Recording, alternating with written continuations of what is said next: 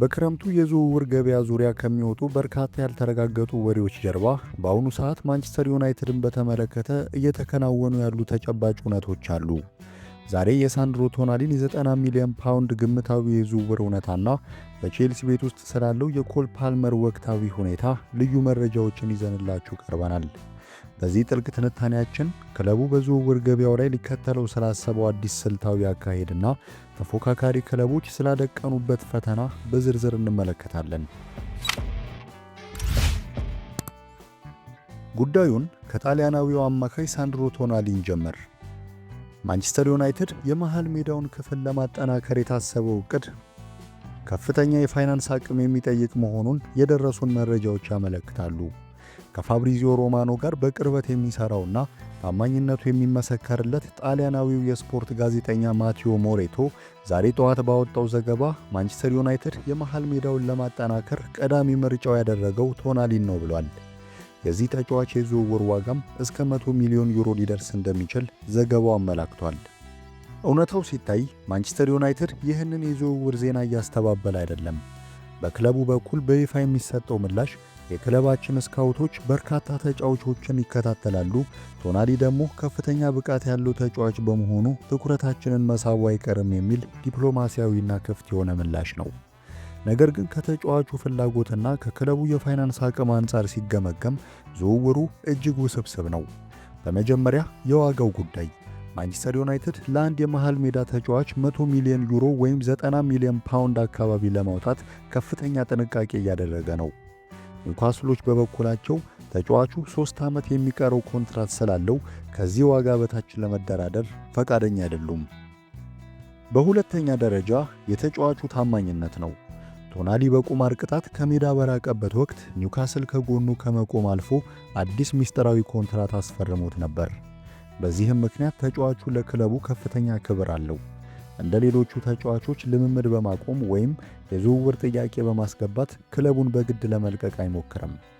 ይህ ሁኔታ በስፖርታዊ አጠራር የሃሪ ማጓየር ኢፌክት በመባል ይታወቃል።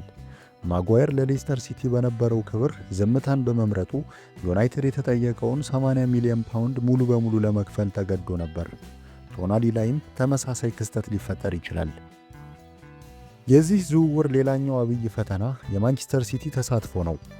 አርሰናሎች በጥር ወር ተጫዋቹን ለማምጣት ሞክረው የነበረ ቢሆንም አሁን ግን ትኩረታቸው የፕሪሚየር ሊጉን ዋንጫ በማንሳት ላይ በመሆኑ ከፉክክሩ ገለል ብለዋል። ማንቸስተር ሲቲ ግን ሁኔታው በቅርበት እየተከታተለ ይገኛል። የማንቸስተር ሲቲ ተሳትፎ ለዩናይትድ አደገኛ የሚሆነው በገንዘብ አቅም ብቻ አይደለም። ኒውካስል ዩናይትድ በአሁኑ ሰዓት የፋይናንስ ፌር ፕሌይ ሕግን ላለመጣስ ሲል የተጫዋቾችን ልውውጥን ሊመርጥ ይችላል። በተለይም ኒውካስል ቋሚ ግብ ጠባቂ አጥብቆ ይፈልጋል። ማንቸስተር ሲቲ በበኩሉ ደግሞ የቋሚነት ዕድል የሚፈልገውን ምርጥ ወጣት ግብ ጠባቂ ጄምስ ትራፎርድን በስብስቡ ይዟል። ስለዚህ ሲቲዎች ትራፎርድንና ምናልባትም ሌላ ወጣት ተጫዋች ለኒውካስል በመስጠት አነስተኛ ገንዘብ ለምሳሌ 40 ሚሊዮን ፓውንድ ብቻ በመጨመር ቶናሊን የማስፈረም ሰፊ ስልታዊ ብልጫ አላቸው። በሌላ በኩል ታዋቂው የእግር ኳስ ጸሐፊ አንዲ ሚተን በሳምንቱ መጀመሪያ እንዳብራራው የዩናይትድ ቦርድ ቶናሊ ከዚህ ቀደም ከነበረበት የቁማር ሱስ ታሪክ አንጻር የተወሰነ የሪስክ ስጋት አለው።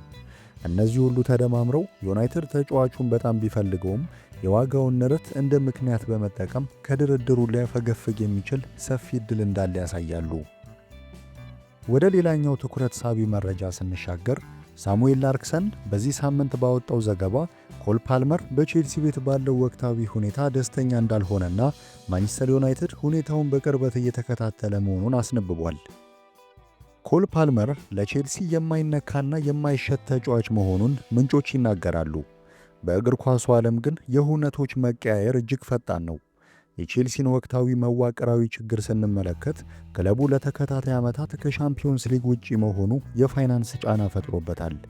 የተጫዋቾቹ ስብስብ ደግሞ የክለቡ የረጅም ጊዜ ራዕይ ምንድነው የሚል ጥያቄ ማንሳቱ አይቀሬ ነው። በማርች ወር ላይ አንድ ኮከብ ተጫዋች ክለቡን መልቀቅ እፈልጋለሁ ብሎ በአደባባዩ ላያሳውቅ ይችላል። ነገር ግን የውድድር ዓመቱ ሲጠናቀቅ ቼልሲ እንደገና የሻምፒዮንስ ሊግን ካጣ እንደ ኮል ፓልመር ወይም ማርክ ኩኩሬላ ያሉ ተጫዋቾች የዝውውር ጥያቄ ሊያቀርቡ ይችላሉ። ኤንዞ ፈርናንዴዝ እና ማርክ ኩኩሬላ በቅርቡ የተናገሩትን ነገር ሰምታችኋል። ይህ ታዲያ በእርግጥም ለማንቸስተር ዩናይትድ ትልቅ ዕድል ሊሆን የሚችለው የቡድኑ አምበል ብሩኖ ፈርናንዴዝ በክረምቱ ክለቡን የሚለቅበት አስገዳጅ ሁኔታ ከተፈጠረ ብቻ ሊሆን እንደሚችል የውስጥ መረጃዎች ያሳያሉ። ይህ የኮል ፓልመርና የቶናሊ ዜና ማንቸስተር ዩናይትድ በክረምቱ ሊከተለው ስለሚገባው የዝውውር ስትራቴጂ ትልቅ ማሳያ ነው። ከባለሙያ እይታ አንጻር ሲገመገም ዩናይትድ ባለፉት ዓመታት የሰራው ትልቁ ስህተት ስኬታማ ከሆኑ ተፎካካሪ ክለቦች የማይፈልጓቸውን ተጫዋቾች በውድ ዋጋ መግዛቱ ነው። ለምሳሌ ዩናይትድ አሁን ላይ የአርሰናል ሶስተኛ ተመራጭ የሆነው ሉዊስ ስኬሊን በ40 ሚሊዮን ፓውንድ ለማምጣት መሞከሩ ስልታዊ ስህተት ነው ይላሉ። ከዚህ ቀደምም ከቼልሲ ኔማንያ ማቲችንና ሜሰን ማውንትን በከፍተኛ ዋጋ በማምጣት ቼልሲ የተሻሉ ተጫዋቾችን እንዲገዛ የገንዘብ አቅም ማንቸስተር ዩናይትድ መፍጠሩ ይታወሳል። አንድ ክለብ ወደ ቀድሞ የዋንጫ ተፎካካሪነቱ ሊመለስ የሚችለው የሌሎች ስኬታማ ክለቦችን ተጫዋቾች በመሰብሰብ ሳይሆን በችግር ውስጥ ያሉ ክለቦችን ቁልፍ ተጫዋቾች ስልታዊ በሆነ መንገድ በማስፈረም ነው።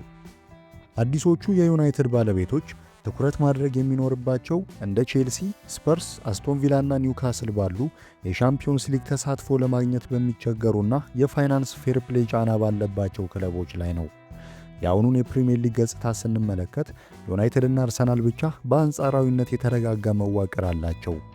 ማንቸስተር ሲቲ በ115 ክሶች ስጋት ውስጥ ነው። ሊቨርፑል አዲስ አሰልጣኝ እየጠበቀ ነው። የቼልሲ፣ ስፐርስ እና ኒውካስል የሻምፒዮንስ ሊግ ተሳትፎም አጠራጣሪ ነው። ቶትንሃም እንደውም ሊወርድ ነው። ይህ መዋቅራዊ ክፍተት ማንቸስተር ዩናይትድ ከፍተኛ ደረጃ ላይ ያሉ ተጫዋቾችን የሻምፒዮንስ ሊግ ተሳትፎና የተረጋጋ ፕሮጀክት አለን በማለት አሳምኖ እንዲያመጣ ትልቅ የመደራደሪያ አቅም ይሰጠዋል። ጥያቄው የክለቡ ቦርድ ይህንን ዕድል ለመጠቀም በቂ ድፍረትና የገንዘብ ዝግጁነት አለው ወይ የሚለው ነው። ለዛሬ ያዘጋጀንላችሁ ትንታኔ ይህንን ይመስል ነበር። በአስተያየት መስጫው ላይ በሚከተሉት ነጥቦች ዙሪያ ሐሳባችሁን ብታጋሩን ደስ ይለናል። ክለቡ ለሳንድሮ ቶናሊ 90 ሚሊዮን ፓውንድ ለማውጣት የሚያደርገውን ማቅማማት ተገቢ ነው ብላችሁ ታስባላችሁ? ዩናይትድ ከስኬታማ ክለቦች ተጫዋች ከማምጣት ይልቅ ችግር ውስጥ ያሉ ክለቦችን ኮከቦቹን ማነጣጠር አለበት ለሚለው የስትራቴጂ ትንታኔስ ምን ምላሽ አላችሁ? ይህ ቪዲዮ መረጃ ሰጪ ሆኖ ካገኛችሁት ላይክ ማድረጋችሁን አትርሱ።